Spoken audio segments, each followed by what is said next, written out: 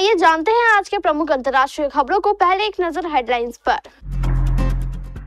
PM Modi ने नीतीश कुमार को बताया लाडला मुख्यमंत्री, लेकिन जदयू का अरमान भी तोड़ा। पीएम मोदी ने की एमपी की तारीफ, कहा मध्य प्रदेश में देश के टॉप 5 राज्यों में आने की क्षमता। भागलपुर रोड शो में पीएम मोदी के साथ सिर्फ नीतीश, बीजेपी के 2 डिप्टी सीएम नजर नहीं आए। सिलक्यारा के 6 हीरो भी रेस्क्यू ऑपरेशन में हुए शामिल, क्या उत्तराखंड वाला करिश्मा कर पाएंगी टीम। दिल्ली विधानसभा में विजेंद्र गुप्ता चुने गए निर्विरोध स्पीकर। नसरल्ला को इजराइल ने कैसे मारा था, हिजबुल्लाह चीफ के जनाजे के दिन आईडीएफ ने जारी किया वीडियो। ना यात्री ना विमान, फिर भी बना डाला सबसे महंगा एयरपोर्ट। साल 2002 के बाद पहली बार इजराइल ने उठाया बड़ा कदम। सादा कुर्ता पैजामा में महाकुंभ पहुंचे अक्षय कुमार, माथा टेका। और पाकिस्तानियों ने अपनी टीम की ही बखिया उधेड़ी, शोएब से लेकर आबिर अकरम तक सबने उठाए सवाल। जनता दल यूनाइटेड ने प्रधानमंत्री नरेंद्र मोदी के भागलपुर दौरे के लिए भारतीय जनता पार्टी से कम ताकत नहीं झोंकी थी, लेकिन पार्टी को जिसका इंतजार था नहीं हुआ। मुख्यमंत्री नीतीश कुमार ने अपने संबोधन के अंत में चुनाव का नाम लिए बगैर आगे भी जन समर्थन मांगा, लेकिन प्रधानमंत्री मोदी ने ऐसा कुछ संकेतों में नहीं कहा। प्रधानमंत्री नरेंद्र मोदी ने भागलपुर के मंच से संबोधन की शुरुआत में जब मंचासीन नेताओं का नाम लेना शुरू किया तो नीतीश कुमार को लेकर हमारे लाडले मुख्यमंत्री कहा, लेकिन जदयू की उम्मीद इस बार भी अधूरी रह गई। एक बड़े मंच से पीएम मोदी बिहार विधानसभा चुनाव के लिए नीतीश कुमार को चेहरा बता सकते हैं, लेकिन नहीं बताया।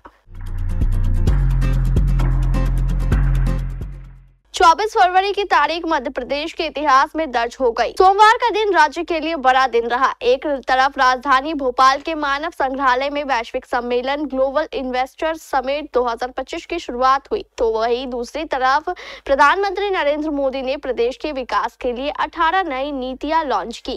कार्यक्रम की शुरुआत में मुख्यमंत्री डॉक्टर मोहन यादव ने प्रधानमंत्री नरेंद्र मोदी का अंग वस्त्रम पहनाकर और स्मृति चिन्ह भेंट कर स्वागत किया। कार्यक्रम में विश्व भर से आए हजारों उद्योगपतियों और निवेशकों ने भाग लिया था। पीएम मोदी का बिहार दौरा शुरू हो गया है। पीएम मोदी भोपाल से भागलपुर पहुंच गए। पीएम मोदी के स्वागत में सड़क के दोनों तरफ भारी भीड़ जुटी हुई थी। पीएम मोदी रोड शो करने के बाद रैली को संबोधित कर रहे थे। पीएम मोदी सोमवार को भागलपुर में कई योजनाओं का शुभारंभ और उद्घाटन किए, साथ ही 10 करोड़ किसानों को अकाउंट में किसान सम्मान निधि के पैसे भी दिए। लेकिन सोमवार को पीएम मोदी ने सभी को चौंका दिया। पीएम मोदी के रोड शो में बीजेपी के दोनों डिप्टी सीएम नजर नहीं आए। बिहार के दोनों डिप्टी सीएम सम्राट चौधरी और विजय सिन्हा मंच पर जरूर नजर आए, लेकिन पीएम मोदी और नीतीश कुमार के रोड शो के दौरान नजर नहीं आए। पीएम मोदी के साथ खुली जीप में सिर्फ नीतीश कुमार ही थे। तेलंगाना के नागरकुर्नूल जिले में Shri slam left bank canal सुरंग में 8 लोग पिछले 3 दिनों से फंसे हुए हैं। फंसे लोगों में 2 इंजीनियर भी हैं। रेस्क्यू के लिए state disaster response force, fire services department और नेशनल डिजास्टर रिस्पांस फोर्स की 3 टीमें भी जान से जुट गई है। अब 2023 के उत्तराखंड के बहुचर्चित सिलक्यारा सुरंग हादसे के बाद चमत्कारिक रेस्क्यू करने वाली टीम के 6 सदस्य भी SLBC टनल में फंसे हुए श्रमिकों को निकालने के लिए रेस्क्यू ऑपरेशन में शामिल हो चुके हैं। सुरंग में शनिवार रात से ही 2 इंजीनियर समेत 8 लोग फंसे हुए थे। सबको उम्मीद सिलक्यारा सुरंग हादसे के बाद करिश्मा को दोहराए जाने की है, लेकिन असली चुनौती ये है कि अब तक टनल में फंसे किसी भी शख्स से संपर्क नहीं हो पाया है। दिल्ली विधानसभा सत्र के पहले दिन सभी विधायकों का शपथ चला। इसके साथ ही स्पीकर के चुनाव की प्रक्रिया पूरी हो गई, जिसमें 3 बार के भाजपा विधायक विजेंद्र गुप्ता को सोमवार को 8वीं दिल्ली विधानसभा के प्रथम सत्र में नया विधानसभा अध्यक्ष चुना गया।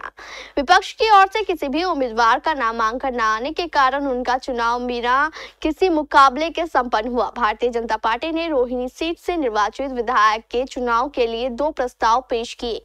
एक प्रस्ताव मुख्यमंत्री रेखा गुप्ता ने और दूसरा कैबिनेट मंत्री रविंद्रन इंद्राज ने पेश किया। इन प्रस्तावों का समर्थन मंत्री मनजिंदर सिंह सिरसा और प्रवेश वर्मा ने किया। इन प्रस्तावों को ध्वनि मत से पारित कर दिया गया। चुनाव प्रोटेम स्पीकर अरविंद सिंह लवली ने कराया।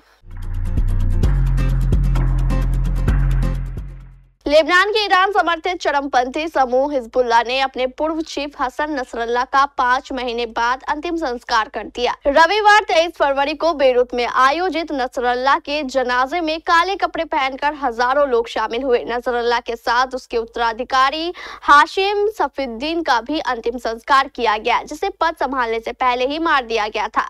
जब नसरल्लाह और सफीउद्दीन के ताबूत को लेकर ट्रक भीड़ में गुजर रहा था तो महिलाएं रो रही थी। जनाजे के दौरान दिलचस्प वाकया हुआ जब आसमान से इजराइल के हवाई जेट ने ऊपर से उड़ान भरी। उस समय अचानक नीचे मौजूद लोगों में असहज स्थिति बन गई, लेकिन तुरंत बाद लाउड स्पीकर से इजराइल की मौत और अमेरिका की मौत के नारे लगने लगे।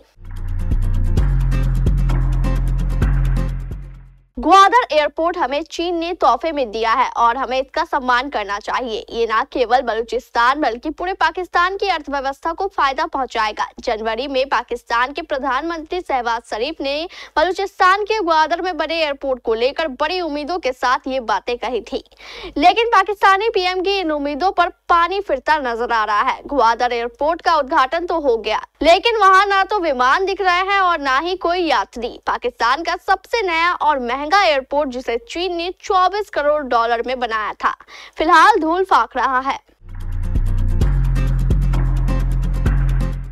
इजराइल टैंक 2002 के बाद पहली बार कब्जे वाले वेस्ट बैंक में प्रवेश कर गए। यह घटनाक्रम इजराइल के रक्षा मंत्री के उस बयान के तुरंत बाद हुआ जिसमें उन्होंने कहा था कि उसकी सेनाएं फिलिस्तीनी क्षेत्र के कुछ हिस्सों में आगामी वर्ष तक मौजूद रहेगी। समाचार एजेंसी एसोसिएटेड प्रेस के पत्रकारों ने रविवार को जेनिन में कुछ टैंकों को आते देखा। जेनिन लंबे समय से इजराइल के खिलाफ सशस्त्र संघर्ष का गढ़ रहा है। इस क्षेत्र में टैंकों की अंतिम तैनाती 2002 में की गई थी, जब इजराइल ने घातक फिलिस्तीनी विद्रोह का मुकाबला किया था। इजराइल फिलिस्तीनी क्षेत्र पर अपनी कार्रवाई को और तेज कर रहा है और उसने कहा कि वह हमलों में वृद्धि के बीच उग्रवाद को खत्म करने के लिए कटिबद्ध है। संघर्ष विराम समझौते के 2 दिन बाद 21 जनवरी को इजराइल ने उत्तरी वेस्ट बैंक पर आक्रमण शुरू कर दिया था। इजराइल हमास युद्ध के दौरान वेस्ट बैंक में हिंसा बढ़ी है। 2025 का सबसे बड़ा त्योहार महाकुंभ अभी जारी है। वैसे तो अब तक कई बॉलीवुड सेलिब्रिटीज महाकुंभ में स्नान करने के लिए आ चुके हैं, वहीं दुनिया भर से लोग प्रयागराज में गंगा, यमुना और सरस्वती नदी के संगम पर पवित्र स्नान करने आ रहे हैं। अब इस लिस्ट में बॉलीवुड स्टार अक्षय कुमार का भी नाम जुड़ गया है। स्काई फोर्स एक्टर प्रयागराज पहुंचे हैं और उनका स्नान करते हुए वीडियो भी सामने आया है। अक्षय कुमार 24 फरवरी सोमवार को सुबह प्रयागराज पहुंचे। सादा कुर्ता पैजामा पहने अक्षय घाट पर पहुंचे और नदी में उतरे। पानी में जाने से पहले उन्होंने हाथ जोड़कर जमीन पर माथा टेका और फिर गंगा, यमुना और सरस्वती के संगम में डुबकी लगाई। नहाने के बाद उन्होंने अपने चाहने वालों से हाथ भी मिलाया। एक और आईसीसी टूर्नामेंट और एक और भारत ने पाकिस्तान को धूल चटा दी। रविवार को दुबई में खेले गए चैंपियंस ट्रॉफी के मुकाबले में रोहित एंड कंपनी ने रिजवान की टीम को 6 विकेट से हरा दिया और लगभग टूर्नामेंट से बाहर कर दिया। वहीं टीम इंडिया सेमीफाइनल में पहुंच गई है। भारत के खिलाफ आईसीसी टूर्नामेंट में एक और हार के बाद पाकिस्तान के पूर्व क्रिकेटर से लेकर लोग बौखला गए हैं। कुछ समय पहले पाकिस्तान में इस बात तक की चर्चा हुई थी कि भले ही पाकिस्तान चैंपियंस ट्रॉफी हार जाए लेकिन भारत के खिलाफ जीत दर्ज करे। अब स्थिति ऐसी है कि ना तो उन्हें भारत के खिलाफ जीत मिली और ना ही चैंपियंस ट्रॉफी के अगले दौर में पहुंच सके। इसके बाद कई दिग्गज पाकिस्तानी क्रिकेटर शोएब अख्तर, मोहम्मद हफीज, शोएब मलिक, मोहम्मद आमिर और अहमद शहजाद ने अपनी ही टीम की बखिया उधेड़ी है। इन सभी ने हार पर अलग अलग एनालिसिस किया, लेकिन सभी ने टीम चयन पर जरूर सवाल खड़े किए। सभी का मानना था कि पाकिस्तान क्रिकेट बोर्ड ने गलत टीम चयन किया था और उन्हें इसका अंजाम भुगतना पड़ा।